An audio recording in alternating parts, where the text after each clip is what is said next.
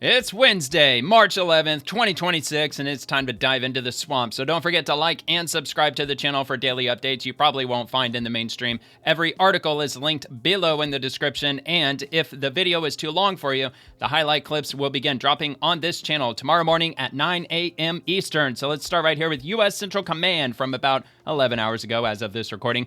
Update from CENTCOM Commander on Operation Epic Fury. I'm Admiral Brad Cooper here at United States Central Command, where I'm leading the forces executing Operation Epic Fury. First, I want you to know that we continue to keep the families of our fallen heroes and our wounded teammates in our thoughts and prayers. God bless the troops. I'd also like to acknowledge and prayers thank to the families of the 50,000 American servicemen and women deployed in and around the Middle East. I'm grateful for your selfless sacrifice, and I know that Americans across the country hold you in their hearts. Amen. Let me start by offering my overall assessment of Operation Epic Fury. We love our troops. In short, U.S. forces continue delivering devastating combat power against the Iranian regime. I've said this before, but it bears repeating. U.S. combat power is building, Iranian combat power is declining. And we remain centered on very clear military objectives in eliminating Iran's ability to project power against Americans and against its neighbors. Even got the K-9 soldiers. We're striking hard at Iranian ballistic missile and drones. To date, we have struck more than 5,500 targets inside Iran, including more than 60 ships using a variety of precision weapon systems. Just yesterday, we had strike waves nearly every hour from different locations and directions going into Iran. Now remember, we have 3 aircraft carriers in the area now, not 2. We have 3 now. That's an entire class of Iranian ships now out of the fight. I'd characterize our strikes including as the Gerald being R. Ford super carrier and decisive. Since the first 24 hours of this campaign, Iranian ballistic missile and drone attacks have dropped drastically. Like 90%. But it's worth pointing out that Iranian forces continue to deliberately target we're going to get to all this in a minute. Countries while hiding behind their own a lot of crazy shit happened as today. They launch attacks from highly populated cities in Iran. Of course, forces executing Operation Epic Fury aren't just defending against Iranian threats. We are methodically dismantling them by hitting Iranian missiles and drones, as we also strike their defense industrial base. Just last night, our bomber force hit a large ballistic missile manufacturing facility. Hallelujah. So it's not just about what's shooting at us today, it's also about eliminating the threat in the future. Now, let me show you a few of the results from the tremendous efforts by America's Joint Force. Here, you see an Iranian Jamaran-class warship, a large patrol ship, a drone smuggling vessel, and 4 other surface combatants docked at Chabahar port in the Gulf of Oman the day before we launched Operation Epic Fury. Here's the same pier 4 days later, all ships taken out of action. This Bayandar-class surface ship was hit and rolled on its side. Here's another example. Here you see 2 Iranian surface combatants docked at an Iranian naval base near the Strait of Hormuz, just hours into the campaign.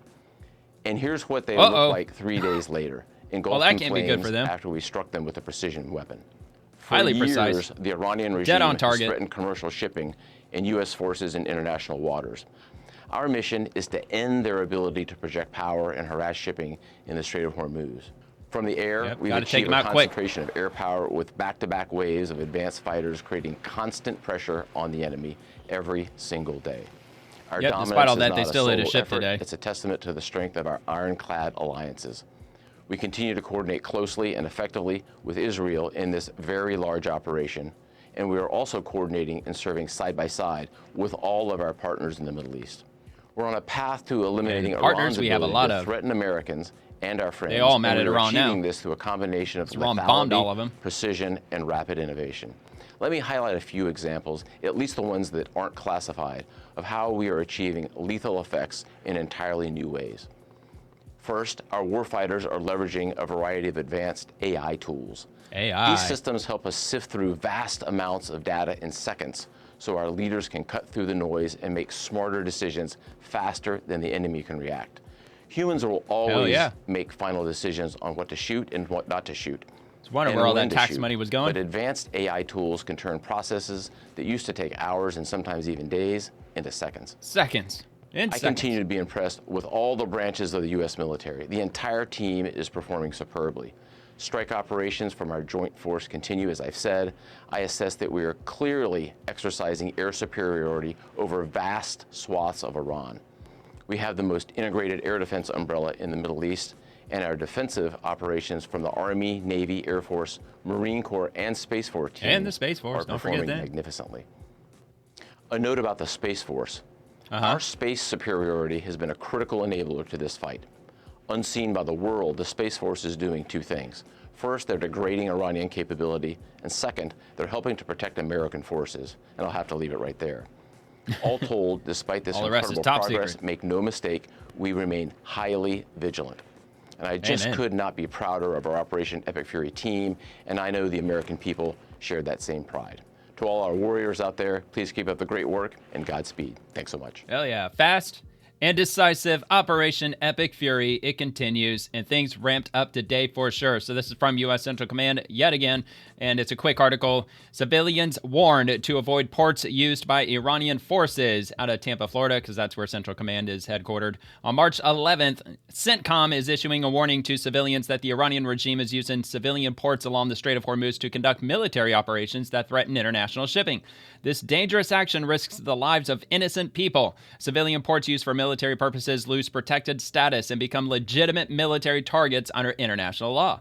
CENTCOM urges civilians in Iran to immediately avoid all port facilities where Iran naval forces are operating. Iranian dock workers, administrative personnel, and commercial vessel crews should avoid Iranian naval vessels and military equipment.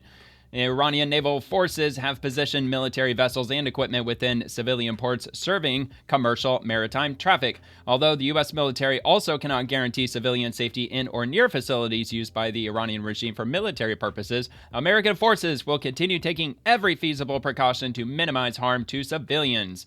And they've got this issued warning message. U.S. forces urge civilians in Iran to immediately avoid all port facilities. Okay, well, doesn't look like, it looks like they just basically said the same thing over again, just in italics. In case you don't know how to read in regular font, you have to read in italics. They had that for you too, if you are strangely reading impaired.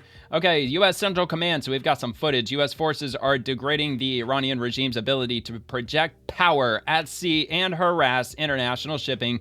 For years, Iranian forces have threatened freedom of navigation in waters essential to American, regional, and global security and prosperity. And we're going to see a whole bunch of naval vessels, Iranian naval vessels, get blown to smithereens as I crank up the music a little bit, because they don't have music with this. Might as well play some of that ASMR background as they just get obliterated one after the next. Last I heard from President Trump a day or maybe two days ago. I think it might be almost 2 days ago at this point.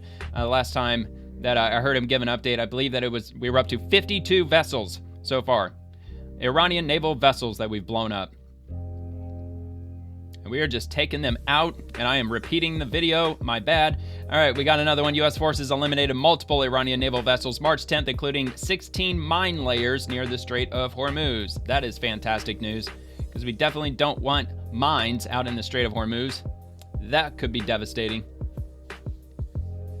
Of course, President Trump, he gave the warning to Iran. If they drop mines out there, or if there's mines out there right now, if they don't have them removed, and if anything happens, we will hit them 20 times harder than we already have.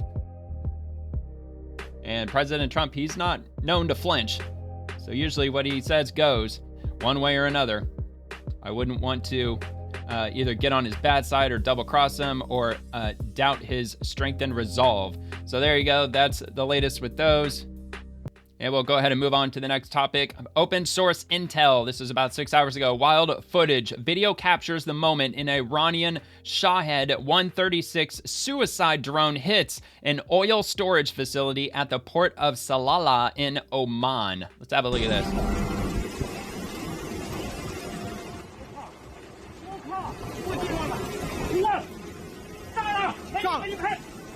Oh, uh-oh. Wow.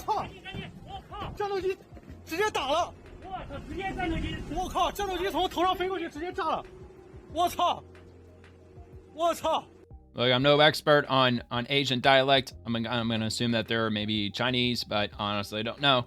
But yeah, so that happened, and we've got more footage of the same thing. Breaking a few minutes ago, Iranian drones struck Oman's largest oil storage facilities at the port of Salalah in Oman. See the latest updates with us, so on and so forth. Let's have a look at what it's looking like. So this was, what, maybe give or take an hour, a couple hours later. Looks like it's later in the day, given the daylight. So now there appears to be at least 2 of those tanks on fire, even though the drone impacted one of them, at least on camera. I guess it's possible they could have sent more than one drone to strike it. Breaking, major fire is intensifying at Salalah port in Oman following Iranian attack earlier today. And that's from Soleiman Ahmed. And we've got the first one that we'll give a play here. So it looks like the whole thing's on fire now. The entire thing's on fire. Looks like the crane's in the foreground, so I don't think that's specifically on fire, but it looks like all of those tanks from the first video are just all ablaze at this point.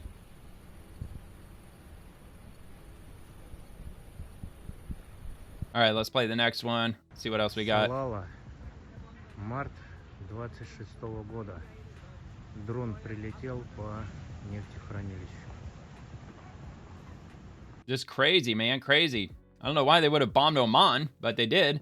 So yesterday, get a load of this. On BRICS News, yesterday Oman's ruler congratulated Mojtaba Khamenei on becoming the new supreme leader of Iran. And today, Iran attacked Oman's largest oil storage facility. So they're going to have a lot to answer for. And of course, I can't read the language, whether if that's Arabic. I know that's not Farsi, but anyway, so there's another image of the site where the drone, the S drone, exploded.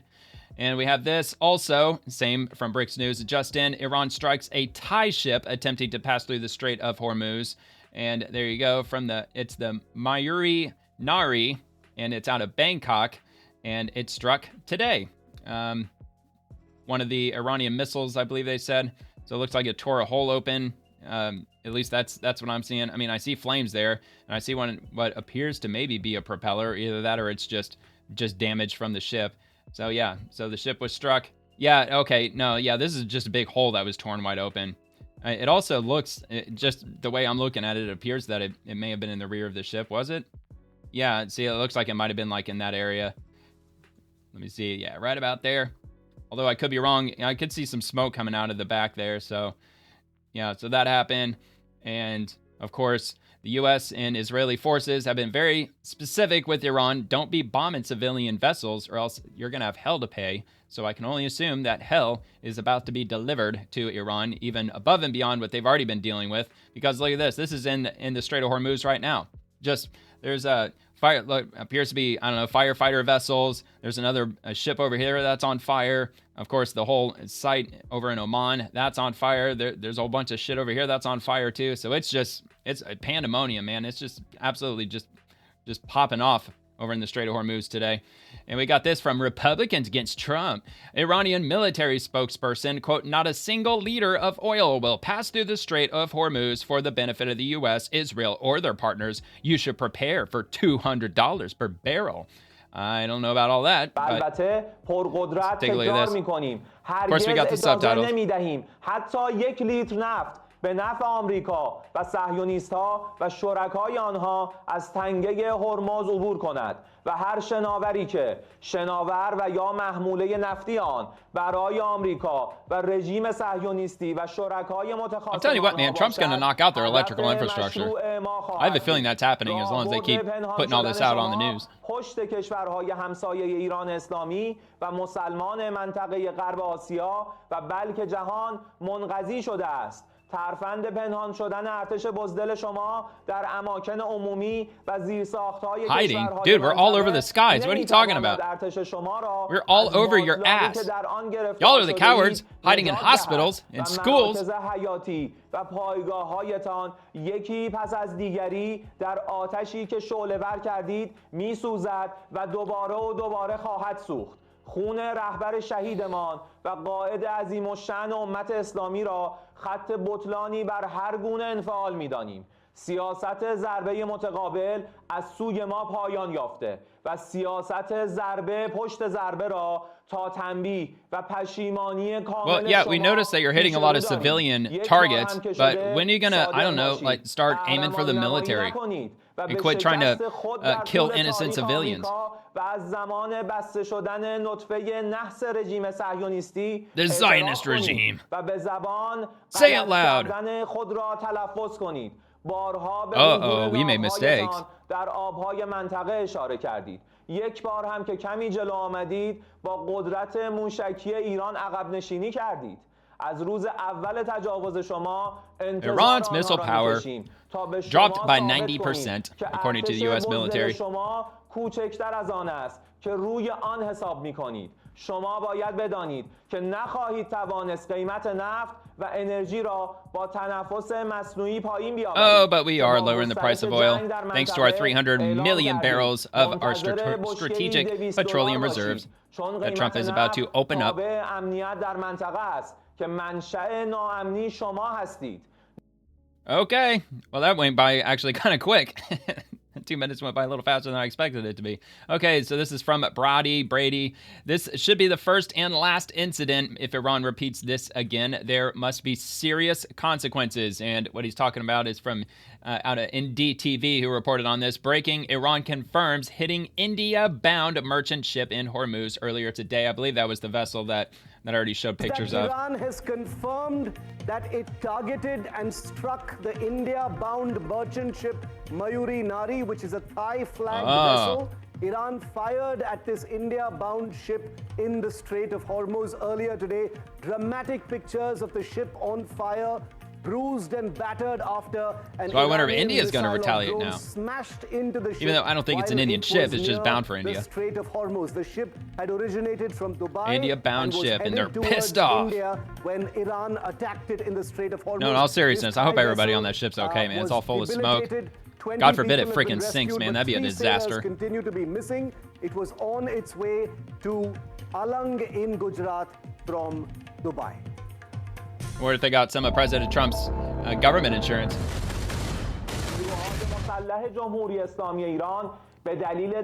All right. Yeah, we already heard this Yahoo talking.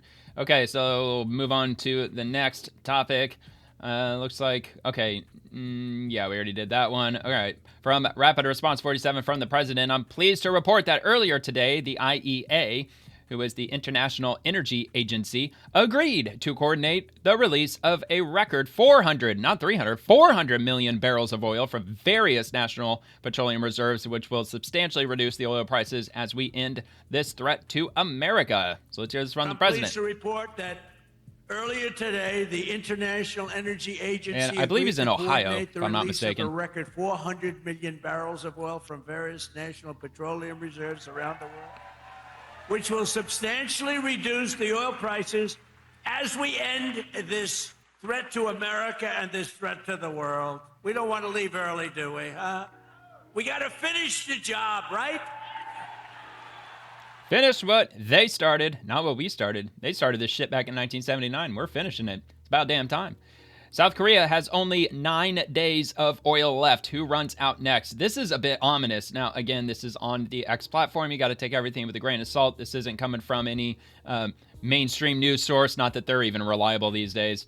It comes from an account known as World War III. It's got about 250,000 followers. So obviously, people pay attention to this account. So let's take a look at this. South Korea this has kind of 9 wild, days man. of oil left. Here's which country runs out after them. The Strait of Hormuz has been blocked for 10 days. 20 million barrels of oil that normally flow through it every day stopped. 84% of that oil goes to Asia, and the clock is already ticking. South Korea is the most vulnerable. 68% of its oil comes through the strait. 9 days. That's all they have left before shortages hit. Japan is next. 95% of Japan's oil comes from the Middle East. 70% of it passes through the strait. Japan stockpiled 150 days of reserves, but those reserves are draining by the hour. India, Pakistan, and Bangladesh are all racing to find alternative suppliers. Pakistan and Bangladesh India's probably going to turn back to Russia again. They could face serious that wouldn't shortages surprise me at all if within they do. weeks. And at least temporarily. China saw this coming. They built up 3 to 4 months of oil reserves. Only 40% there you of go, their China. supply comes through the strait. They'll hurt, Thanks but to they Venezuelan plan for oil. this. Now here's what most Americans don't and of realize. course Iranian. The U.S. only gets 7% of its oil through the strait. America produces most of its own oil at home. While Thank Asia's God. running out, American oil companies are already filling the gap. U.S. oil exports are surging.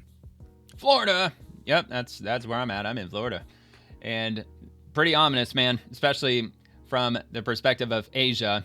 And of course, China had already anticipated something like that happening. If what it says is true, that they've got 3 to 4 months. South Korea, they might be able to speak with the United States if we have enough. I know that we generally, at least as long as Trump is in charge, we're producing more oil than we consume. So maybe we've got enough. I don't know if we have enough to provide enough to entire countries, but perhaps we do, especially with Venezuela. But the problem with Venezuela is that their gasoline infrastructure, their petroleum refineries, they're not really set up to have the ability to be putting out as much oil as they used to because the infrastructure was in decay for decades.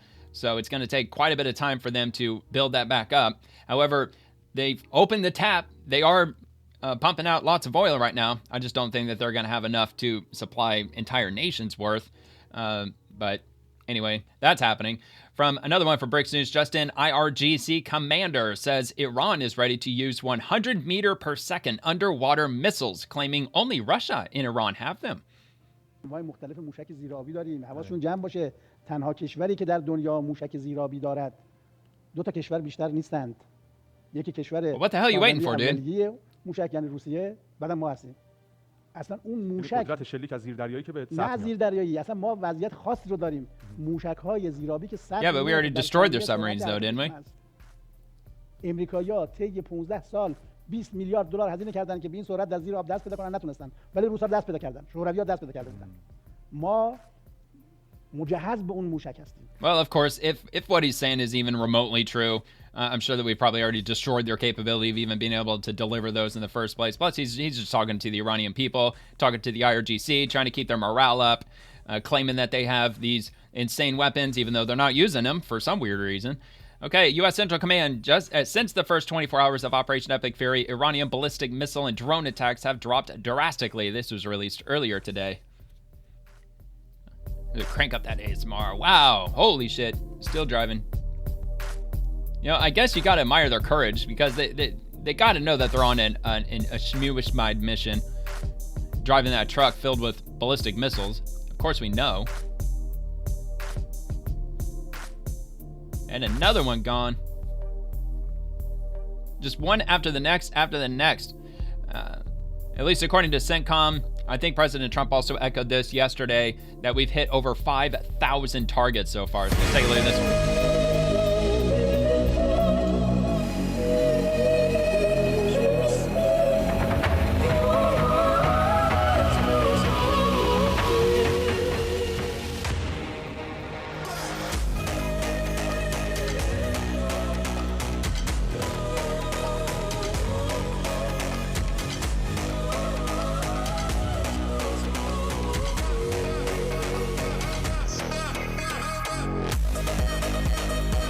Ooh-wee.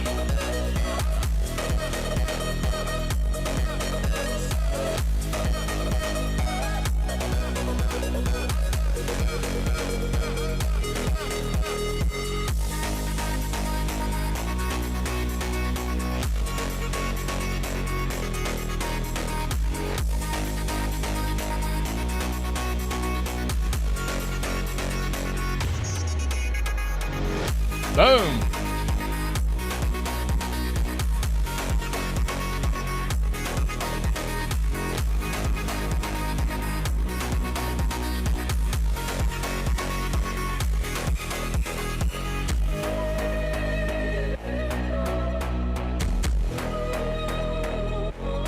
Another one.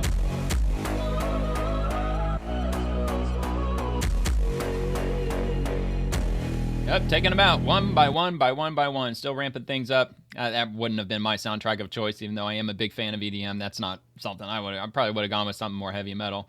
Oh yeah, I didn't even read the caption. U.S. forces remain centered on very clear military objectives for eliminating Iran's ability to project power against America and its neighbors.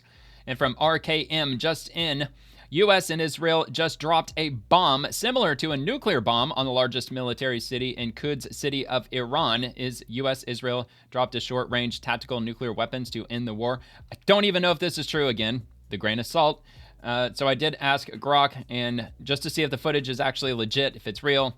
No, this footage isn't real. for the claimed event. It shows a large conventional explosion with rising mushroom cloud and fireball over buildings, hills, likely recycled from older incidents like the 2020 Beirut port blast. Oh, okay. I remember when that happened. No credible sources. And so it combed through like New York Times, Al Jazeera, Reuters, and so on. Even CENTCOM updates, Wikipedia on the 2026 Iran war, and all these other reports, and it didn't find anything credible. So it's saying hard no, this is not real footage. But I guess if you want to watch it, I'll play it regardless. Just know that this is not real. This has no ties. Okay, YouTube? Not misinformation. This has nothing to do with the Iran conflict. Yeah, that's probably in Beirut. That's probably the Beirut explosion. Although I think it was in 2017 we dropped the mother of all bombs in Afghanistan. I suppose maybe that could be it. That's the largest non-nuclear weapon that the United States has in our arsenal. All right, so there's that. Again, not real. It was confirmed by Grok that it's not real. I mean, like, look, that explosion was real. I mean, it definitely looked real. It just doesn't have any connection to the Iran conflict. So that was probably years ago when that happened.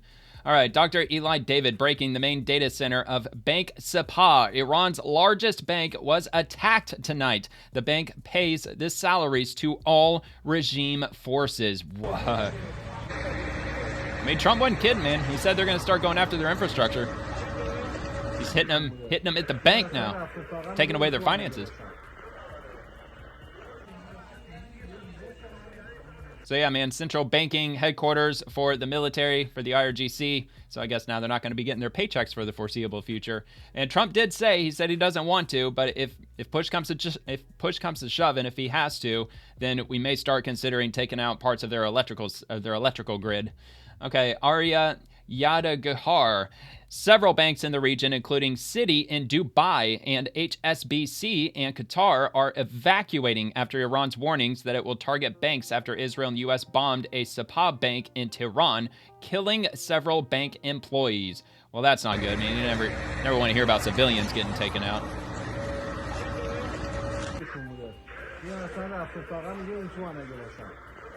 All right, well, we already saw this. Yeah, we did. We already saw that footage. And from Walter Bloomberg, he says Citi tells staff today to evacuate offices in Dubai's DIFC. OUD memo to employees shows. All right, and we've got another video showing Dubai is empty. So this is crazy. Again, was it today? Not sure if this was like literally today or not. I got about 250,000 views in total on this video. So this is what Dubai allegedly looks like today. I've got a video for you showing you the It's empty. beach. This is from my property in Marina Cayenne Tower that I've been posting about. Wow, la-di-da. Everyone's been saying I've been lying. I'm in the property right now and look. The beach is empty. I did a video yesterday on MR Beachfront. Of course, that's assuming it's usually full. It was raining, that's why no one's there. Well, you can see, legends, it's not raining right now, and there's still nobody on the beach. Yep, no artificial rain today. There's absolutely no traffic. I'm actually going to show you another angle as well. So I'm in the property right now. I'm in the Cayenne Tower. La-di-da. By the way, I'm selling this marble, I can't remember what they call it, a la carte marble table. I won't film you, darling.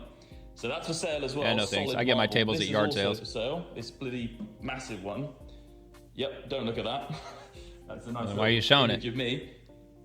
All right, come on, dude, let's see. Front, you can see that's where I was yesterday. Here's some of the construction. The construction has actually sped up now, but it did slow down a little bit. Dude, they're still building that city out like crazy, man. So crazy yesterday. Like at the end of the day, it's like non-stop construction. I'm not trying to make it. I'm not trying to put a downer on Dubai. I was just objectively saying that there's been less people around. I mean, look, there's some traffic down there. You know, there's like literally we just heard. It's not like empty. I won't film myself. Just heard 5 minutes ago that literally. We went crazy yesterday, but I'm in the... Oh, wait, he did say he heard something 5 minutes ago, didn't he? My bad. One sec, darling. We just heard five seconds ago... 5 seconds? A rocket blow up above our head. Literally 5 seconds ago. By the way, PlayStation... Oh, good grief, dude. Who the hell cares? All right, so apparently Dubai, there's a lot less traffic than there typically is, which, of course, I believe that the airports... As far as I know, the airports are still largely closed. I think there might be a few airlines that are flying out of Dubai. Actually, they might have actually reopened the airports by now. But they had them closed down for a period of time.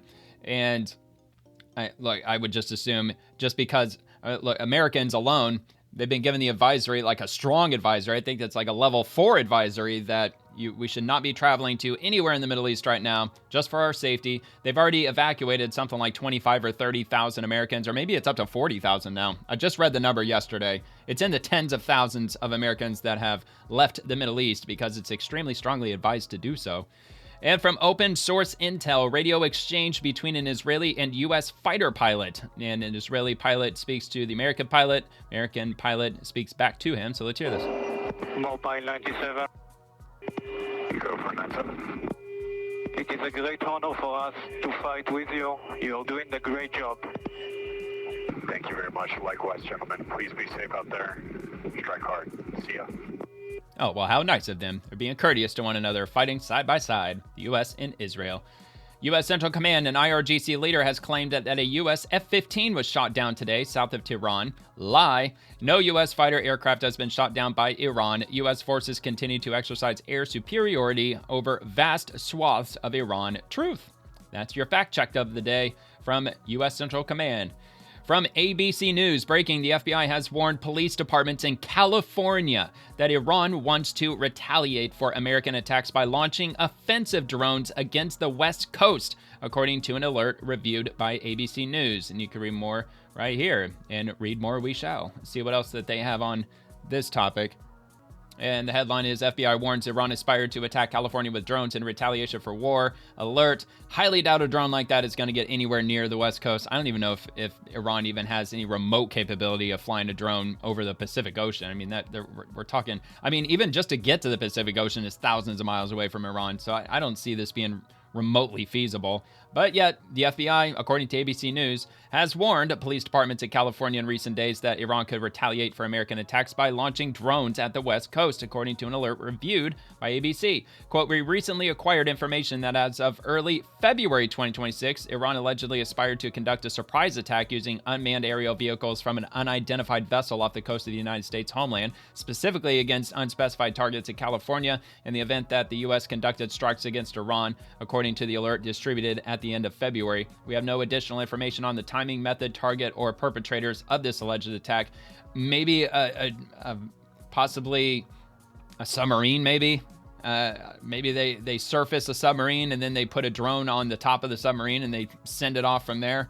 I just can't imagine any other way they could possibly deliver one anywhere close to the West Coast. They certainly can't take one of their drone aircraft carriers, because for one, we've already sank all of them, or we sunk all of them. Even if we didn't, and if there's still one out there, they're not going to get anywhere remotely close to the coast, because they'll be immediately identified, as they already were all identified, because they're all at the bottom of the ocean right now. The warning came just as the Trump administration launched its ongoing assault against the Islamic Republic. Iran has been retaliating with drone strikes against targets throughout the Mideast. A spokeswoman for the FBI office in LA declined to comment. The White House did not immediately respond either. The U.S. intelligence officials have also grown concerned in recent months about the expanding use of drones by Mexican drug cartels at the chance the technology could be used to attack American forces and personnel near the Mexican border. Okay, well, that certainly could be a possibility, that there, for one, could be Iranian sleeper cells that are in the United States, which I believe the FBI has already given warnings out with regard to that. Also, over on the Mexican side, that's certainly feasible too, that there could be Iranians trying to sneak into Mexico and trying to set up shop down there and potentially launch something.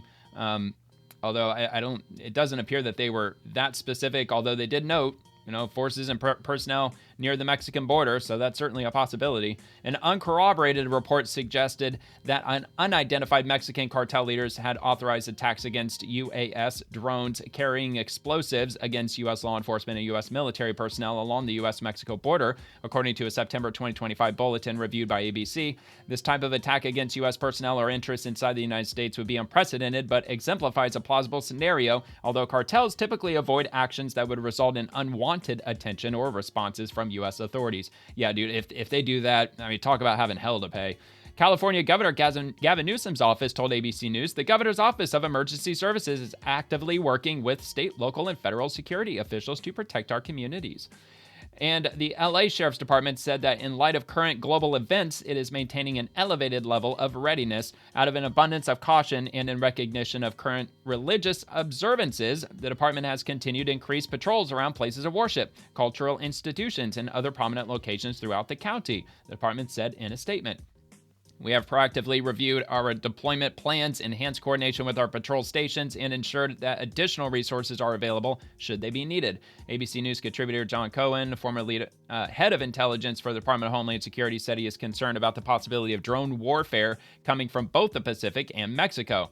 I would love to see maybe some graphic, some illustration, some scenario as to how Iran is going to get a drone coming to the U.S. from the Pacific. I just can't imagine how that's just in any way feasible, at least not today.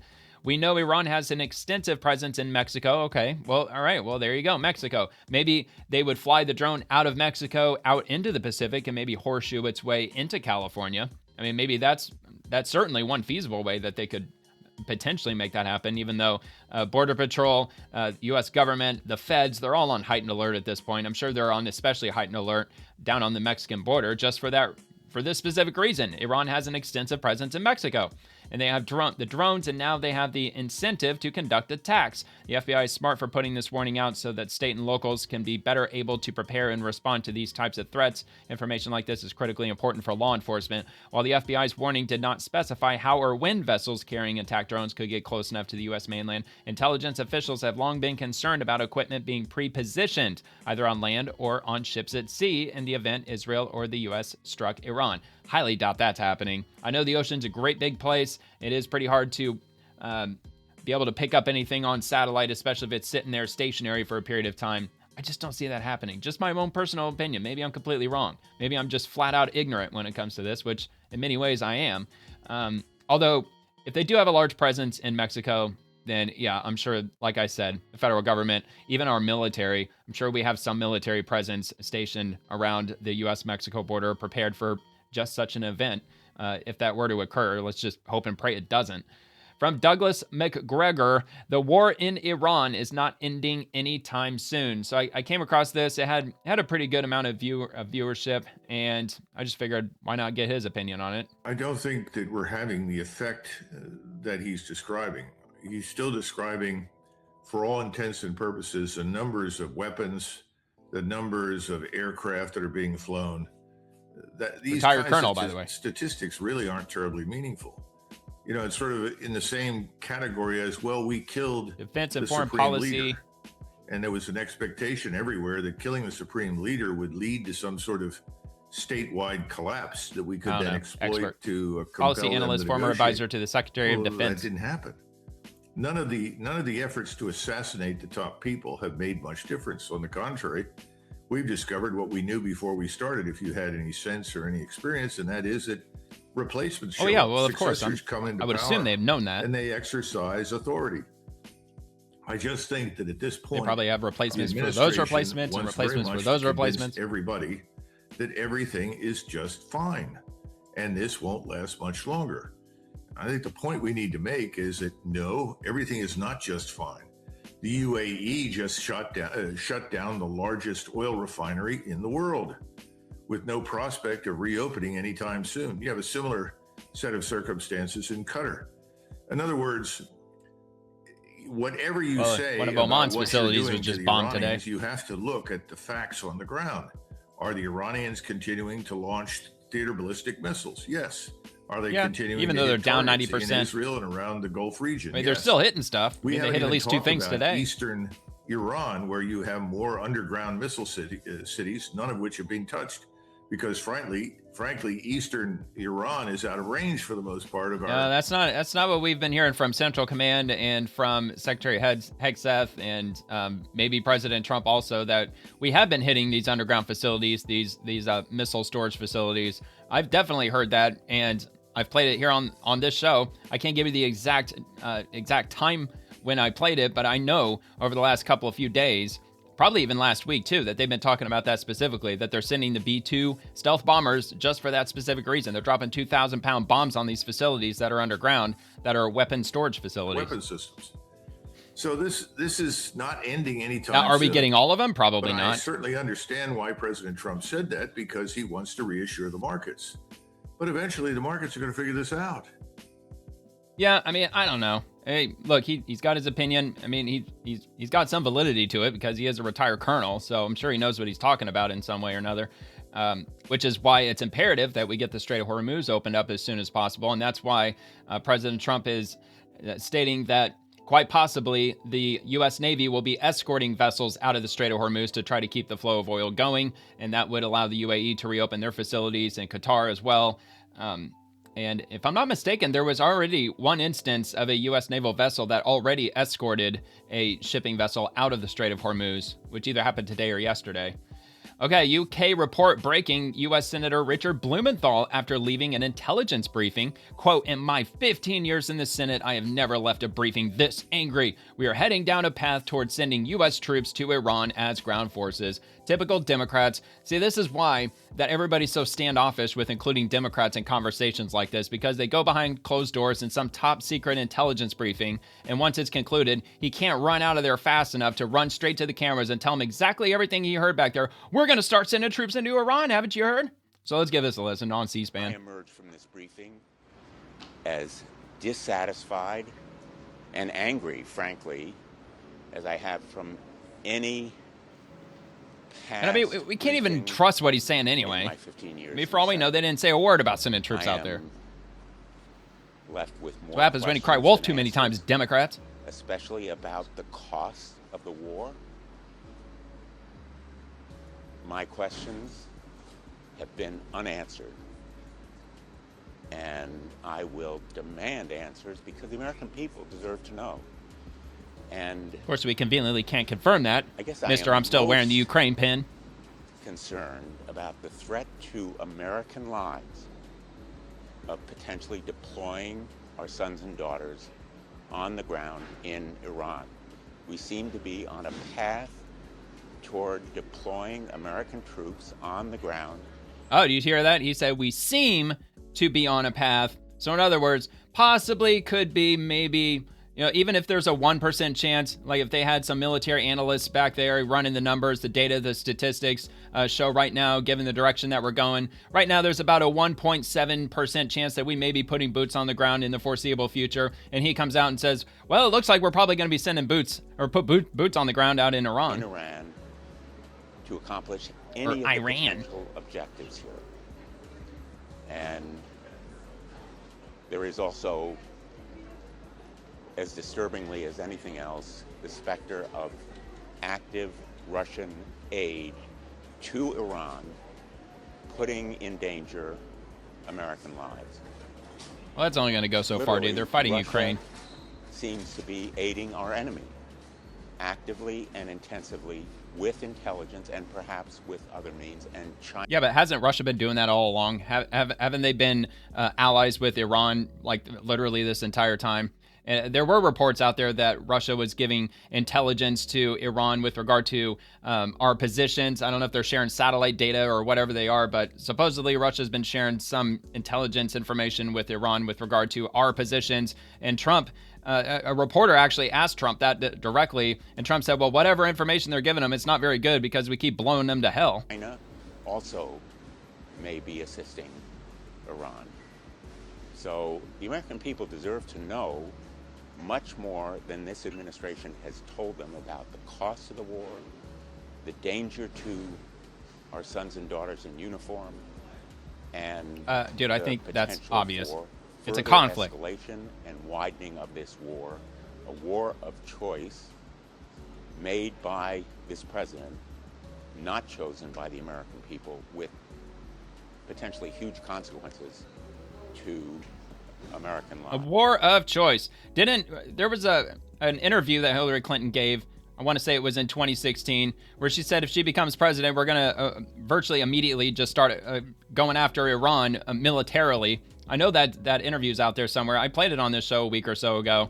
And you know, the Democrats are always gung-ho when it comes to engaging in any potential conflict against Iran. Of course, didn't really seem to be the case during the Obama era because he was given Iran billions of dollars of our money in cash, our tax dollars, $100 bills, pallets full of cash. So that kind of went the unintended opposite direction. Anyway, so that's the latest from Senator Blumenthal, the Democrat. And we got this from Rapid Response 47, talking to some members of the American public. I think it's a good thing. Iran with a Western-friendly government would be a complete game changer for the Middle East, which understandably would affect oil prices positively. Now, this is on MS Now, by the way. So this isn't Fox News, and I would assume that they're likely probably not just going through and just cherry picking only the ones that are pro-Iran war, and then just casting aside the other, let's say 90% of people that could have been out there saying, no, we don't want any war with Iran, and so on and so forth. So with this being on MS Now, I'm just making the point that, you know, they typically lean extremely far left, because they used to be MSNBC, if I'm not mistaken. The end result is what we're doing, and I think it's a good thing. Yeah, I mean, like I said earlier, short-term pain for what I hope will be a long-term gain. In Iran with a Western-friendly government would be a complete game changer for the Middle East, which understandably it'd be enormous. Would affect oil prices positively. The end result is what we're doing. And yeah, it would be absolutely enormous, and it would really put China at a massive disadvantage. Probably would put Russia at a big disadvantage. I mean, it really, if it goes as planned, it would really just be a win-win for everybody except for our adversaries. Kentucky girl, dear California, gas in Kentucky is around $2.89 a gallon. Well, I wish that was the case here in Florida. Here it's like $3.20, $3.30 a gallon. Maybe, actually, it might be like $3.40 a gallon. Just like his best friend's wife, you're getting screwed by greasy Gavin Newsom. And Girl Patriot says gas is $8.22 per gallon in LA. And, I mean, they say that this was March 8th, This is downtown 2026. Los Angeles near Vera Street. Gas is $8.21, $8.25, $8.20. Look at the diesel.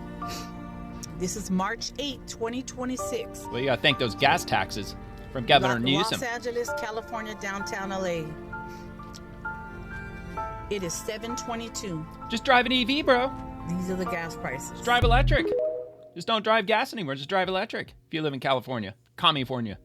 So this is the current gas buddy map that shows gas prices across the whole country. The dark purple is the cheapest. Up in the yellow, of course, is the most expensive. And anything in yellow, it's over $4.64 a gallon. And then down in the deep bluish purple blue is below $2.40 a gallon. At least in my neck of the woods, it's like, I think it's like in the mid threes. Let me see if I can get this to pop up. Use the control to zoom. Well, actually, as a matter of fact, it's gone up quite a bit. It's like $3.65, $3.79, $3.53, $3.74. Oh yeah, that's right. You got to do the whole, like, hold down the control. And yeah, so we're in like the $3.50, $3.75 range, at least in my neck of the woods. Damn it, I keep forgetting to do that. So let's check out California real quick, and then I'll move on. And let's see what they're looking like. I mean, I'm not the least bit surprised if that actually holds true, that it's like in the $8 range around LA. Well, that seems to be kind of misinformation-y, because according to Gas Buddy, it's sitting like around $5. I mean, there's $4.24, $4.99, $4.89. So it's like gas in California is only like $1.50 more than it is over in Florida. At least that's what it appears. And where did she say it was? Like in like Beverly Hills or whatever? I don't know, man. I'm not seeing that here. I would assume that would probably have popped up at least in a couple of locations. I guess we can move over a little bit. Yeah, $5, $4.89, $5.19, $5.11. So definitely not $8. I'm gonna call them out on that. That maybe that was during, when was that, 2021 or 2022, when Biden was in office and gas like shot up to like damn near $10 a gallon in California, and I think it topped out almost $6 a gallon here where I live. Okay, let's move on. David Blackmon, gas lines in China. Let's take a look at China. Grok has verified that the video below is real. Thousands of Chinese drivers lining up at gas stations to fill their tanks before major price increases go into effect. Well, now that's got me wondering, does China really have 3 to 4 months worth of reserves? But even if they do, that's probably reserved for the state, for the CCP. They're probably not going to use those 3 months, 4 months of oil reserves for the everyday people of China. They're probably just going to use it just to hoard for themselves, maybe. This is what things look like in the United States during the oil shocks of 1973 and 1979, when gas was rationed and drivers could only gas up on alternate days based on the last number of their car's license plates. This is what U.S. drivers no longer have to worry about thanks to the shale revolution and Trump energy dominance agenda. Be grateful. Well, and these lines probably look similar to what it looked like here in the fall of 2024 after we got nailed with Hurricane Helene and Hurricane Milton. Yeah, definitely look like that. You know, everybody's fueling up their generators. Because God forbid people go a single day without air conditioning. Yeah, still, man, regardless, that is crazy. It's a lot of traffic. Yeah, I was going to say, go back the other way. See how far that line goes. Now, imagine if they all had electric vehicles and there was an electricity shortage. Because how long does it take to charge one of those things? Like an hour and a half? Okay, I mean, it's somewhat dramatic. It's not like absolutely earth-shatteringly crazy. But yeah, that's about the length of the lines that I experienced when we had our last round of hurricanes last year. Or, well, technically a year before last at this point. So, I don't know, man. We'll see how things play out in China, I suppose. And from headquarters, Iowa farmer, we've had this huge jump in fertilizer prices because of this conflict. With 30% of fertilizer coming through the Strait of Hormuz, we've only been in conflict for 12 days here, and our fertilizer costs have jumped 77%. I mean, that doesn't really seem to add up, though. I'm not saying what he's saying is not true. I mean, obviously, he would know better than I would if he's a farmer. I'm about as far from a farmer as you can get. But for 30% of the fertilizer, I mean, if it reduced 30%, for it to skyrocket 77%, man, that's... I mean, I'd be calling out some price gouging or something. Another one from MS those now. That need to buy are hurting pretty bad because we've had this huge jump in fertilizer prices man. Because of this. The collateral this damage. And, you know, with only about 30% of fertilizer coming through the Strait of Hormuz, that's, if you divide that out per day, that's about 0.09% of the world's fertilizer coming through there. And even if the U.S. only uses 30% of that, which I think is probably a really high number, that's 0.03% per day. So we've only been in conflict for nearly 12 days here, and our fertilizer costs have jumped nearly 77%, and our corn price has only gone up by 5%. Oh, so yikes. We've got some real challenges here ahead of us. Yeah, and look, Trump delivered $12 billion to the farming industry I think it was late last year. At some point last year, he delivered $12 billion. Apparently came from the tariffs. Of course, the whole tariffs thing is kind of a nightmare in and of itself. I'm surprised the Democrats are not screaming that Trump started the Iran conflict to take our eyes off of the tariffs. He's trying to steal the money from everybody. So that could potentially be some nest egg to get him through this. However, we're going into springtime, man. It's time to start planting the crops. So supply and demand, I'm sure there's probably a heightened demand for fertilizer given the time of year. Although I would imagine that a lot of farmers probably stockpile fertilizer for the next year. At least that's what I would do. If I had a farm, I would just I'd buy up a bunch of fertilizer during the cheapest time of the year. If there even is such a thing. Maybe there is no thing. Maybe fertilizer just maintains the same price year round. That's a possibility, I would imagine. From Megan McCain, and all right, first let's get into this one first from Mediaite.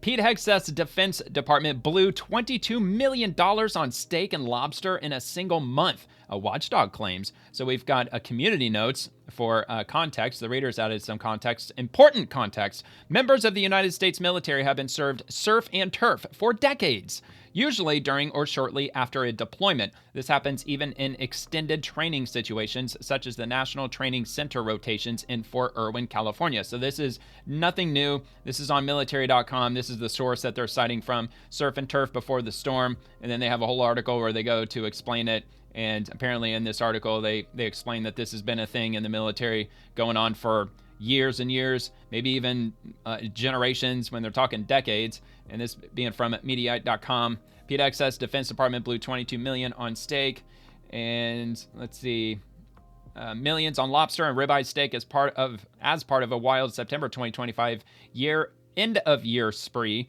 According to an analysis by nonprofit watchdog Open the Books, Hegseth's Department of Defense spent, which is actually the Department of War, but I get it, Mediaite. They're not so keen to change. Spent $93.4 billion on grants and contracts in September 2025 alone, nearly 50% of which was expended in the last 5 business days of the month. Well, it's because it's all budget, because the budget was coming to a close, because that's the time of year, September, when they're doing the whole budgeting and everything. So a lot of contracts probably just sitting in wait, and they were getting down to the wire. And I would assume that's probably when a lot of the military contracts were finalized, because You know, that stuff takes time.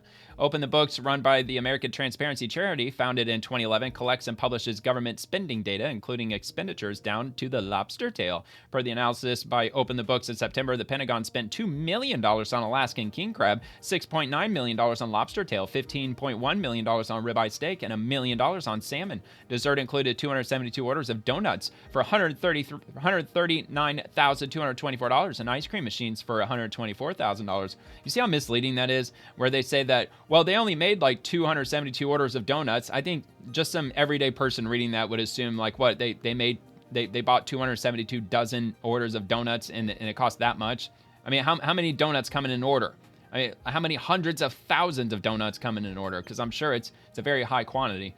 Okay.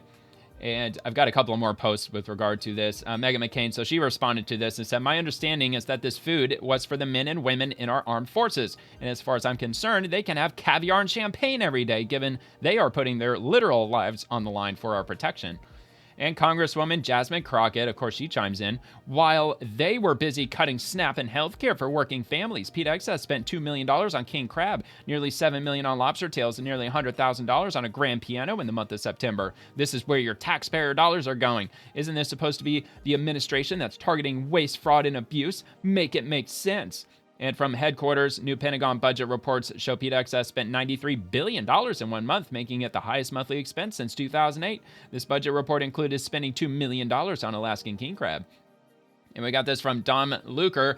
He says, breaking, PetExpress Department of War is facing backlash from liberals after reportedly buying $22 million worth of steak and lobster near the end of the spending year. Liberals are attempting to criticize the Department of War, but are disregarding the fact that our government pays for steaks and lobsters for soldiers getting ready to deploy. This is media manipulation. Our troops deserve a great meal before taking off to serve, as they do. Brothers Defect has steak and lobster. How's this steak and lobster? Oh man, A1 steak sauce? That's an abomination. I'm ready for war. We're going to war. I mean, it beats ketchup, I guess. I might have to double it. I had to run it back. Oh man, good eating. Very good eating. Where's the broccoli? I'd have to get some steamed broccoli with that. And next, got another one. Leftists losing their minds over PetExpress Pentagon dropping millions on steak, lobster, and fruit baskets for troops. This is from I Mean, Therefore I Am. Meanwhile, Biden blew billions housing illegals in 4-star hotels and feeding them on our dime. I'll take the surf and turf for the warriors, guarding my freedom over luxury suites for border jumpers any day. Our service members deserve real food, not excuses. Here are troops posting their steak and lobster meals. Let's have a look at that. We got crab legs at the Deep Fact today.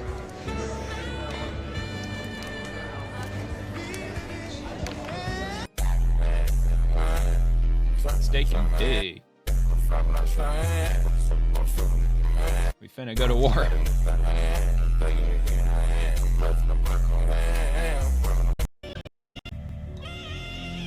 Why are they serving crabs and steak?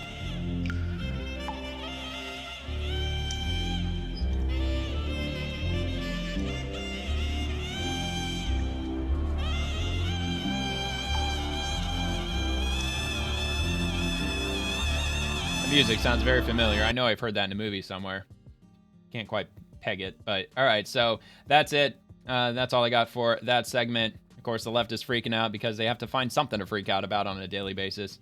From Rapid Response 47, Democrats have forced TSA employees to work without pay 3 times in 6 months. And now, fed-up agents are leaving the force in droves, with over 300 agents quitting in the last 3 weeks. It will only get worse the longer these radical left politicians drag this on. Fund DHS.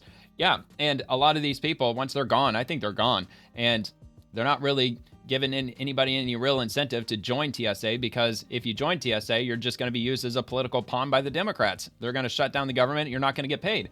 Of course, at some point, you'll get your pay retroactively, but God knows how long that's going to be. And plus, nobody really, nor should they. They shouldn't have to rely on a full-time job that could cut your pay at any given time, and you could go arguably months without receiving a paycheck. Some new reporting on how the shutdown has affected airports. What are you learning? Yeah, Lindsay, unscheduled absences among TSA officers have more than doubled nationwide since the beginning of this shutdown, according to exclusive data obtained by CBS News from TSA officials, with absences climbing in major hubs like New York, Houston, and Atlanta. Now, these internal TSA statistics show the nationwide call-out rate.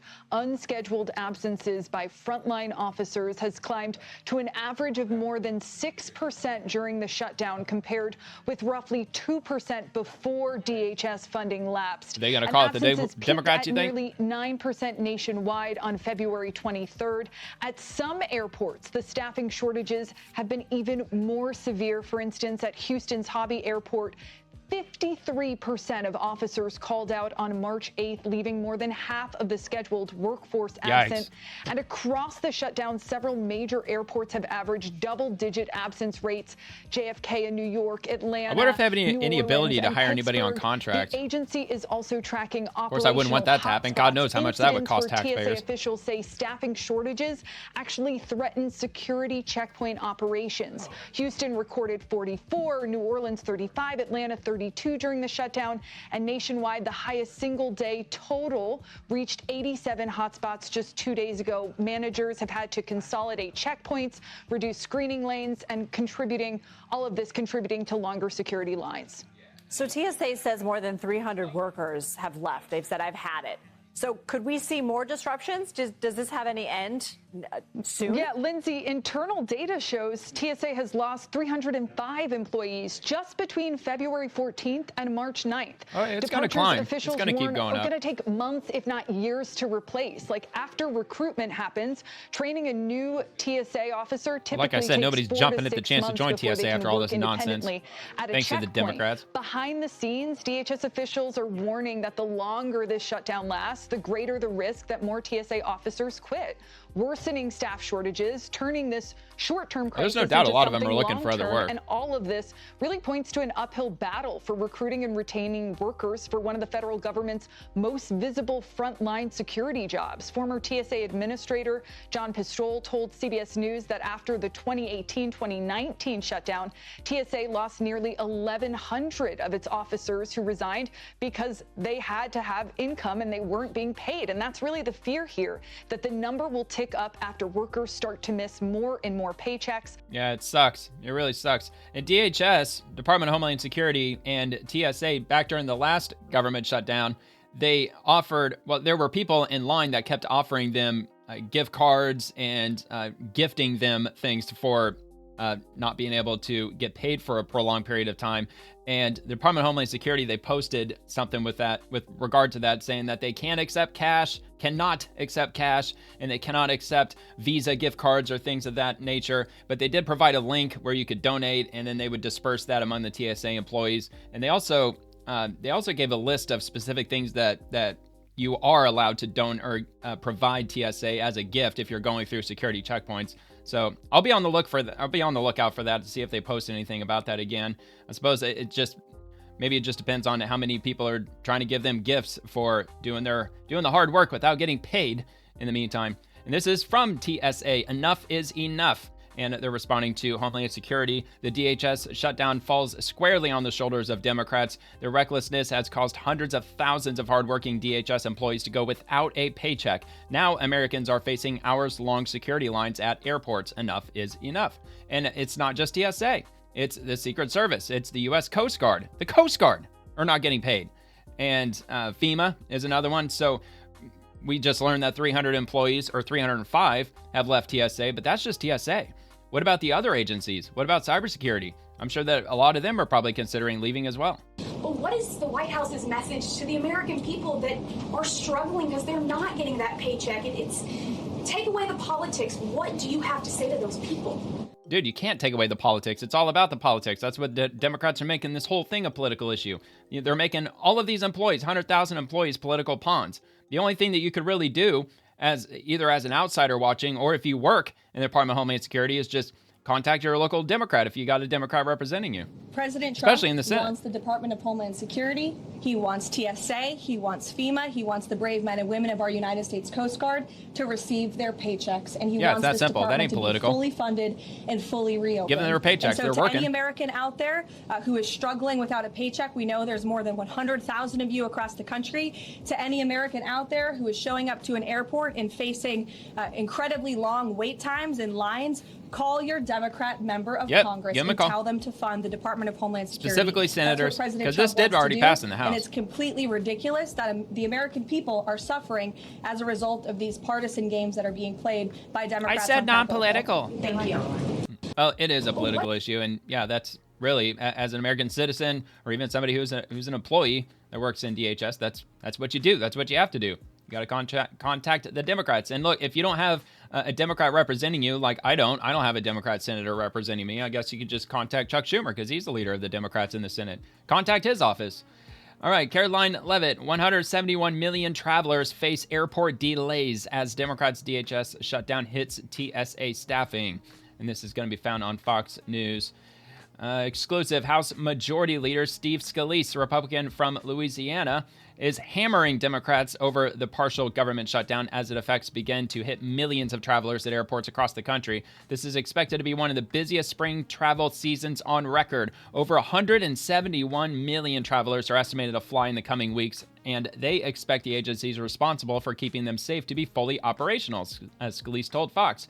The longer Democrats hold the Department of Homeland Security hostage, the longer they're forcing TSA agents to work without pay, and the worse the pain will be that Democrats inflict on regular Americans. And Transportation Security Administration, by the way, in case you didn't know what TSA means, it comes as TSA agents whose agency operates under DHS are set to miss their first full paychecks next week. And with Democrats continuing to withhold the department's funding in protest of President Trump's handling of illegal immigration, the standoff still has no clear end in sight. Scalise's own hometown travel hub, the Louis Armstrong New Orleans International Airport, is facing hours-long delays due to the ongoing shutdown. The airport's official X account warned travelers to arrive 2 to 3 hours before their scheduled departure time earlier this week due to a shortage of TSA workers at its security checkpoints owing to impacts from the federal government's partial shutdown. Quote, the recent chaos at my airport in New Orleans and airports across the country is impossible to miss. Wait times longer than 3 hours, lines stretching out to the parking lot. Yeah, literally out into the parking garage. It's ridiculous, shameful, and it never should have happened. Scalise said his office was in contact with airport staff about the issue and that they are concerned about their own welfare as the shutdown continues. And there's an image of tons of people waiting in line. There's another one, tons of people waiting in line. Where's this one? This one's in Newark, New Jersey. That's where this image was taken. And let's see, where was this one at? This is in William P. Hobby Airport in Houston. So that's a Houston crowd. And looks like that's all they got. So I'm not going to read the rest of that, but I'll have that link below if you want to take a look at the rest of that article. And from Eagle Wings, breaking, these 7 Rhino GOP senators are blocking the talking filibuster to pass the Save America Act. And they include John Thune, John Cornyn, Lisa Murkowski, Katie Britt, John Curtis, Kevin Kramer, and Thom Tillis. So give them a call if they're representing you. Via Fox News Alert, get it done, force them to fight. We only need 50 to 51 senators. Call them out and demand they support the talking filibuster now. 7 GOP senators, and they placed that image on Fox. It looks like this morning probably. Get it done, make them fight. We only need 50 to 51 senators, and those are the holdouts. They're the ones that don't want to do a talking filibuster. So will it get done? I don't know, but that's definitely the number one issue right now as far as the American people are concerned. Every single Republican senator that's posting on social media, they are getting blown up with people calling on them to get the SAVE Act passed. Even 71 Democrats are in support of it. Elon Musk, Thune needs to sing a different tune. That's from Elon. And from Amuse, Thune is lying. Current Senate rules do not make Save America Act passage impossible. The Senate Majority Leader John Thune has argued that passing the Save America Act in the face of a threatened talking filibuster would be procedurally impossible. His reasoning is simple. Senate rules, he says, allow unlimited debate and unlimited amendments. If both claims were true, the conclusion would follow. A determined minority could bury the bill in speeches and amendments until the majority surrendered. Well, you know what? It's worth fighting for. And I think all the American people would agree to that. Or you could just nuke the filibuster altogether and then just pass it within 5 minutes. And from Sahil Kapoor just now, Thune weighs in on the talking filibuster, saying leadership has thoroughly examined it, much as Democrats did when they were in charge, and he finds it very hard to see it working. And we can't find a piece of legislation in history that's been passed that way. Well, again, it's worth trying. And he says, having studied it and researched it pretty thoroughly, you have to show me how, in the end, it prevails and succeeds. Because I think what has been promised out there is that it would actually, in the end, get an outcome. And I find it very hard to see that based on actual past experience. There were a couple of different occasions where the Democrats contemplated doing this, both under Majority Leader Harry Reid at the time and Majority Leader Schumer, and they opted against it because they examined it the same way that we're examining it. Well, maybe you should examine it differently, perhaps. And obviously, what people don't realize, I think, is it's all unlimited debate, but it's also unlimited amendments. So what I've said before is you have to have unified support, not only in support of the ultimate goal, which is the Save America Act, on the process to be able to defeat amendments that would undo the legislation in the first place, and we can't find a piece of legislation in history that's been passed that way. Well, you know what? There's a first time for everything, sir. I would say just go for it regardless. So this continues, but the claims are not true. Debate is not unlimited. Amendments are not unlimited. Both are bounded by long-standing Senate rules and practices that any experienced majority leader understands. The real question is not whether the Senate rules make passage impossible. The real question is whether the majority is willing to use the tools already available to it. Begin with debate. The phrase unlimited debate is often used as shorthand for the Senate filibuster, but the phrase is misleading if taken literally. Senate Rule 19, I think that's 19, contains what is called the two-speech rule. Under this rule, a senator may speak only twice on the same question during the same legislative day unless the Senate grants permission to speak again. That rule matters because it imposes a structural limit on how often a senator can take the floor on the same matter. So there you go. It doesn't sound like that it is truly unlimited. The SAVE Act and Thune's myth of the indefinite Senate filibuster, and so on. But I'll go ahead and repost this since there's more articles below. There's a direct link to my profile down below in the description. It'll take you straight to this if you click on it, and it should be near the top of my profile because I don't usually do a whole lot of browsing and posting after I'm done with this show. I usually don't start researching for anything until the next day, so that should be up there at least for the foreseeable future. All right, Alex. Chuck Schumer admits there are tens of billions of illegal voters on the voter rolls, despite there's only 350 million people in the United States. Chuck Schumer says the Save America Act will kick tens of billions of people off of the voter rolls. Yes, all right. But their bill isn't voter ID, number one. It is about voter registration. It allows ICE to kick tens of billions of people off the rolls, and they don't tell them until election day, and you show up and you say, you're not registered anymore. You're not registered here. You're not on the rolls. Yeah, that's misinformation if I ever heard it. Absolutely not true. Because if you're an American citizen, you can't get kicked off the voter rolls. Maybe if you're registered multiple times, then maybe your additional name that's been placed on the voter rolls because you moved from this address to that address to that address, you moved 4 or 5 times over the last 10 years, so now you've got your ballot blanket mail-in ballots being sent to all your previous addresses with your name on it. Yeah, they would clean that up. They would probably remove you from those locations, so that way they only send you one ballot and not multiples. But of course, ICE has nothing to do with that. He's retarded. All right, Sadie, wait, so Chuck says the SAA allows ICE to kick people off the voting rolls? Why would ICE kick U.S. citizens off the rolls? I don't know, man, that's a fair question. It's the same clip, so I'm just going to move past it. From Democrats, we're suing the Trump administration. They have refused to respond to our FOIA requests on whether Trump plans to deploy troops to polling places and drop boxes. Trump is trying to cheat and intimidate his way through midterms. He knows the GOP will lose. We're fighting back.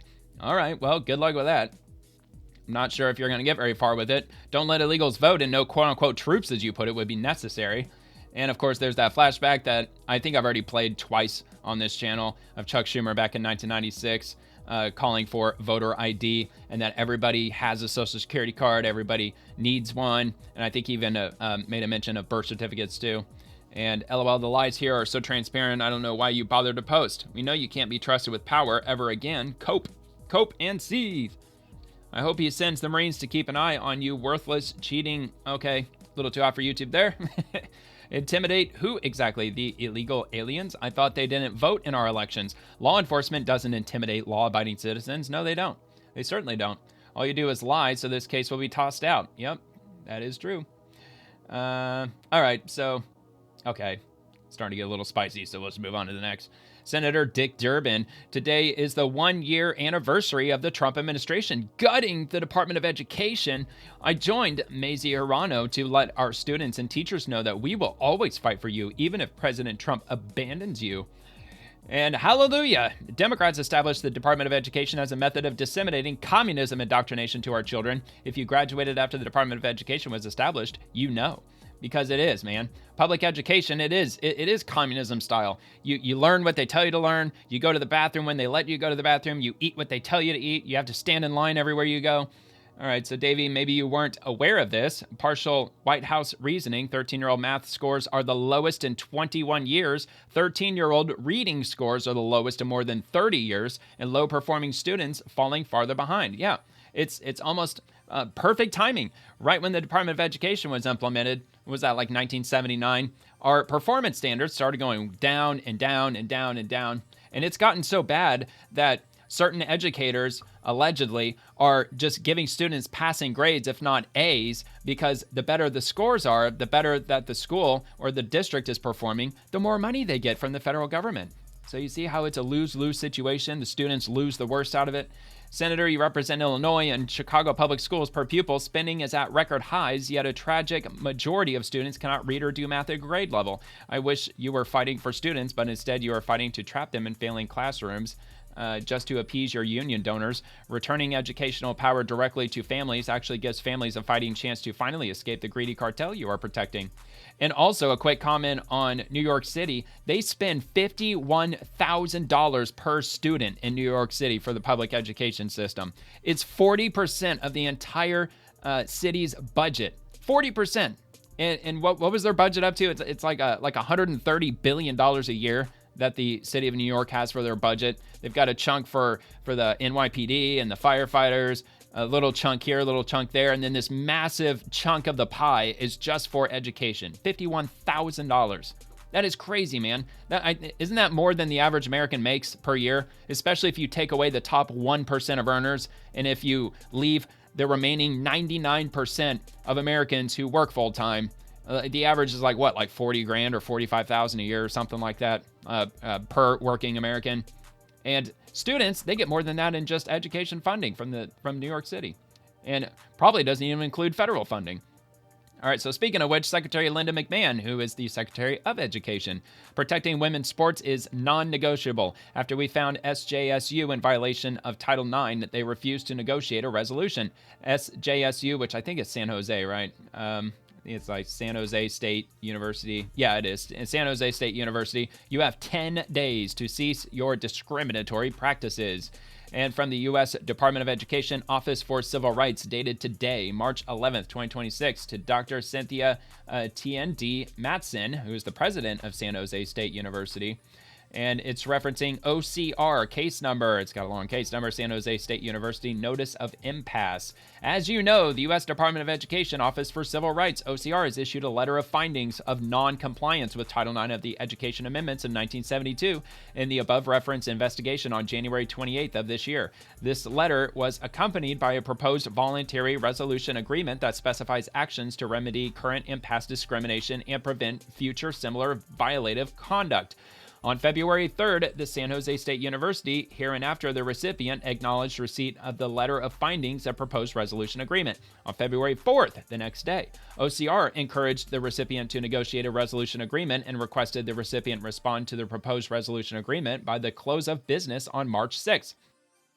On March 6th, the recipient responded to OCR's letter of findings of proposed resolution agreement by indicating its disagreement with OCR's findings and requested that OCR rescind the letter of findings and close the investigation. Also on March 6th, the president of San Jose State University issued a public notice which stated in relevant part, quote, "As such, we informed OCR that the university cannot and will not agree to the terms of the proposed resolution agreement," end quote.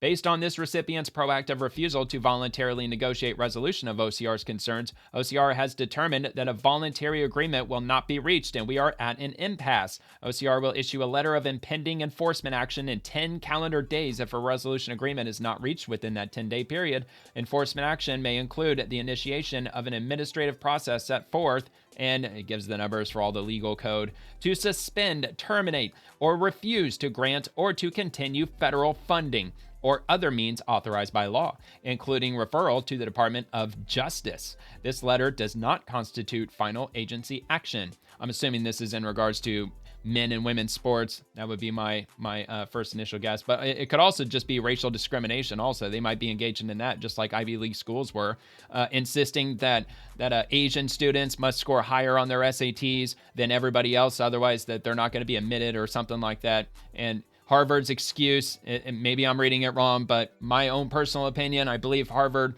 was saying that, well, if we didn't have higher standards for Asian students, and if they had the same standard as everybody else, then Harvard would be like 95% Asian. Okay, well, so what? You should be based on merit anyway. If they just happen to be better performers, then so be it. That's the way it should be. All right, so Local 12, WKRC TV. President Trump visited the Cincinnati area today, touting efforts to bring pharmaceutical manufacturing back to the United States while defending his record on energy, national security, and drug prices. And you can watch the exclusive interview right here. And I believe it's going to be right here on YouTube. Thank you very much for taking the time. Let's start with where we are, Thermo Fisher. Why make the trip here to Cincinnati? Why travel to Reading today? Well, it's really a great company, and they supply a lot of jobs, and they're bringing medicine and medications back into our country. It's shoring, you could call it, but they're doing a fantastic job, and I like to reward the companies that are doing well, doing really, really good. I want to ask you about something that's on everybody's mind, gas prices. Last few weeks, folks have been seeing them go up. Are you looking at a threshold for the Strategic Petroleum Reserve? Saw the announcement from the IEA earlier today. Well, we'll do that, and then we'll fill it up. I filled it up once, and I'll fill it up again, but right now we'll reduce it a little bit, and that brings the prices down. We have to get rid of the evil. There's great evil taking place in Iran, as you know, and our military has been unbelievable. We are knocking the hell out of them. And we've knocked out their Navy, their Air Force, all of their anti-aircraft weaponry, their radar. Frankly, we knocked out their leaders twice. They have a new leader every 3 weeks, every 3 days. So I think we're doing really an amazing job, and we're being given credit all over the world. Somebody had to do it. 47 years of horror, 47 years of killing and maiming people, millions of people killed because of this country. So it was time for somebody to do it. We should have had a president do it a long time ago. I want to ask you about the SAVE Act. Any frustration with Leader Thune about how this has been rolling out? Well, look, it's a very basic thing. It's called Save America, actually, and that's what it is. It's having to do with You see a dude back there taking a picture. We want voter ID. We want proof of citizenship. We added a couple. No men playing in women's sports. We don't want that. Nobody does. I think it's about a 98% issue. We want no transgender mutilation of our children. Hell no. Basic things that you wouldn't even think we'd be talking about 15 or 20 years ago. But for the voting aspect of it is we want voter ID, very important. You have to have identification and you have to have proof of citizenship. We don't want mail-in ballots. We don't want to have ballots coming from all different corners of the world. We want to have it accurate, and you can't do that with mail-in ballots. Actually, Jimmy Carter headed a commission years ago. He said mail-in ballots no good. We're the only country in the world that's doing mail-in ballots. Yep, ridiculous. And, COVID is long over. Exclude, though, our military or people that are ill, people that are away. So we're generous in that way, but people don't want mail-in ballots because you have crooked elections. It guarantees a crooked election. You're making another stop here in northern Kentucky. Is this the start of you getting back on the campaign trail for this midterms just a few months away? Well, I love this whole area. You know, it's been very good to me, and we won. Yeah, the good old Rust Belt. This whole region, landslide, and I love it. I love the people. I love being here. It's not like work. If it was work, I probably wouldn't be so happy. Even talking to you, you've always been fair to me, which I appreciate. But no, it's the beginning of a campaign. We have to win the midterms. Historically, the person that wins the presidency doesn't do well in the midterms. I don't know why, but if you look at the numbers, you know the numbers probably better than anybody else. But historically, the person that wins the presidency, Republican or Democrat, even if they're a great president, the midterms don't go their way. We're going to try and turn that around. We're doing a great job. There's never been a better year for a president. I mean, I've been rated. There has never been a better year for a president first year than what we had. That includes the stoppage of 8 wars with a 9th to come. And what we've done, the economy is roaring. It's phenomenal. That's why I'm here.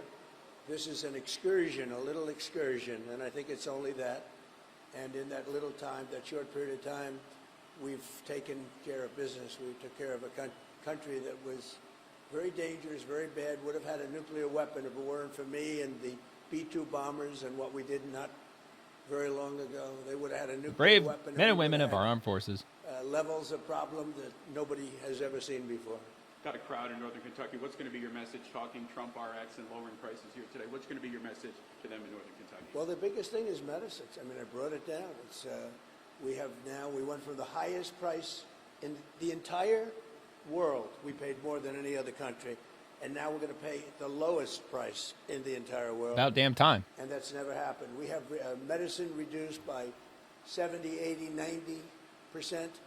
We have pills that would sell for $10 in London. Most of this pharmaceutical stuff probably wouldn't even exist if not for the U.S. I mean, the whole thing was crazy. And the U.S. taxpayer. And we fixed the system, and we got it done. And people said they weren't able to get it done in the past. I don't even think they tried. But we got it done, and we did a job like nobody else could have done. All right. Well, there you have it. President Trump wearing his purple tie again. I like that tie. I want that tie. And he's actually worn that quite a few times over the last month or two. Not sure exactly why. Pretty cool looking tie. Yeah, so anyway, just giving updates on everything that's going on. Did his exclusive interview with Local 12 News. I'm not sure why that the sound was only coming in on one side. That was a bit annoying. But didn't come from me. It was just, I don't know. For whatever reason, the sound just wasn't up to snuff. Okay, so Rapid Response 47, the president on securing the most favored nation drug pricing. We went from the highest in the world to the lowest in the world. Nobody can believe it that it happened. I guess other administrations tried, but they are not that competent, or they didn't try at all. So in the whole world, we were paying the most for drugs. We were paying more than any other nation by far. And I don't mean by a little bit, like double, triple, quadruple. I use it just as a basic example. A pill that would cost in London $10 could cost $100 in New York. And through a lot of talent and Dr. Oz too, and some of his people, they're incredible. But I dealt with countries and with the pharmaceutical companies, and pharma was pretty easy because they thought we'd never get it approved by the countries. So they said, well, we're going to be okay with it, which they weren't. But in the end, they were fine, really good. But in the end, I used some very strong negotiating talent to get every single country to almost immediately approve. I threatened them with tariffs. I said, look, if you're not going to do this, you're going to take your medicine from $10 to $20, and you're going to bring us from 100 down to 20. Yeah, there you go. So we're going to be Sounds now fair. the lowest, tied for the lowest Glitching. anywhere in the world. We take the lowest, and that's where we are right now. We went from the highest in the world to the lowest in the world. And I think it's the biggest thing with medicine of pricing. Oh, grief. And you're a terrible beneficiary signal. of that, and it's made a big difference. But a hell of a it's big manufacturing difference for facility people that they're aren't in. paying the $100, they're paying now 20. They go from 100 to 20. And a country, France or one of the countries, will go from 10 to 20. And they said, we're not going to double our price. And I said, yes, you are. I said, no, you're not. And they said to me, you got to do something. What are you going to do? I said, I'm going to put very substantial tariffs if you don't do it. And they go into effect tomorrow morning. And they said, like we said, we're going to do it. And it was pretty amazing. Nobody can It's a hell of a tool he's got at his disposal. I guess other administrations Got our drug tried, prices but down. At least some of them. They're not that competent, or they didn't try at all. I would say mostly they didn't try. I don't even think they tried. No. But we took I'm sure it they down didn't. by 60, 70, We 80, got a lot of 90%. powerful lobbyists on K Street. And nobody. Make sure that doesn't happen. There's never been a thing. In 28 years, medicine's only gone up. And Way we up, brought it down. especially under Obamacare. In many cases, Not a 80% single year Obamacare went down in price. They So lied. it's an honor, and you're a big recipient because it's good for your business, right? Absolutely. Good. Thank you very We're much. very proud to be a part of the American supply chain and reshoring pharmaceutical operations. So thank you very much. That's what we're doing. We're bringing it ramping back up production to our country, where it should ramping be. it up. You got the boxes back there ready to ship. They are full speed ahead, manufacturing cheaper pharmaceuticals. Thank God. After a great tour, the president poses for a photo with some of the leadership of the Thermo Fisher drug manufacturing facility in Cincinnati. So in case you were wondering, that's where they're at. Thermo Fisher Scientific Inc. is the world's leader in serving science. Our mission is to enable our customers to make the world healthier, cleaner, and safer. So just a quick 6-second clip. Smiling, posing for the cameras. Yeah, they want to get a picture for the wall. All right, Secretary Kennedy, we're not getting rid of processed foods. This is America, not a nanny state, but we are going to tell you what's in your food and what's healthy and what's not. Look, I'm on board with that. And by the way, we're not going to get rid of ultra-processed foods. You're an American. We're not a nanny state. You want to eat poison? Go for it. If people want to drink a soda pop, or if they want to eat a donut, soda pop, they're going to be able to do that.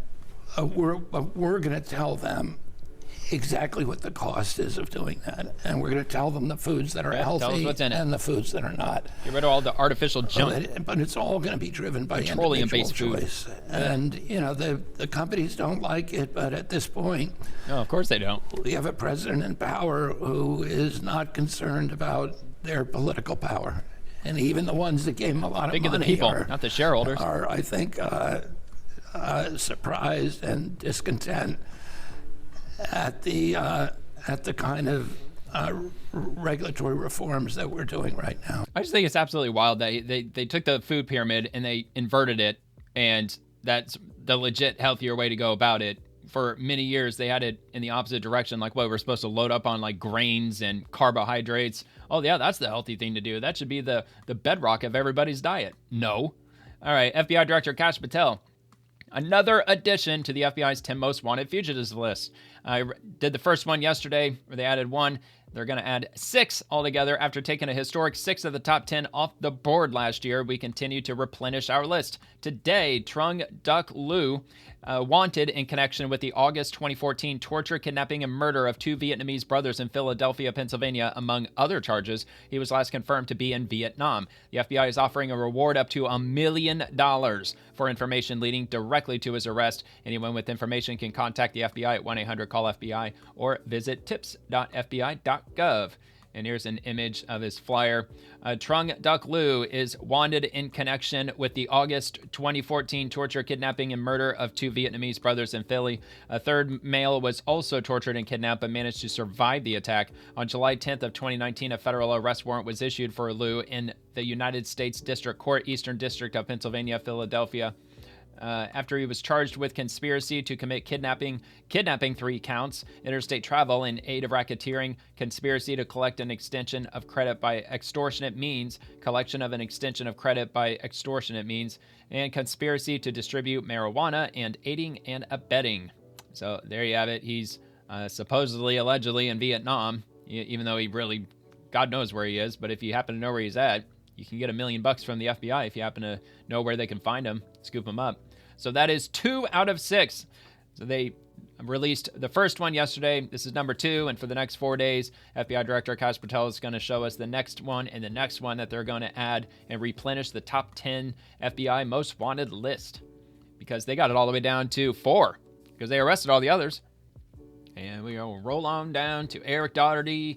Just in, Mexican President Claudia Sheinbaum, she proudly announces she's blocking President Trump from letting the U.S. military destroy cartels. We said no because it's the truth. We proudly say no. She's bought by the cartels. It's so obvious. Like I said yesterday, it wasn't misinformation.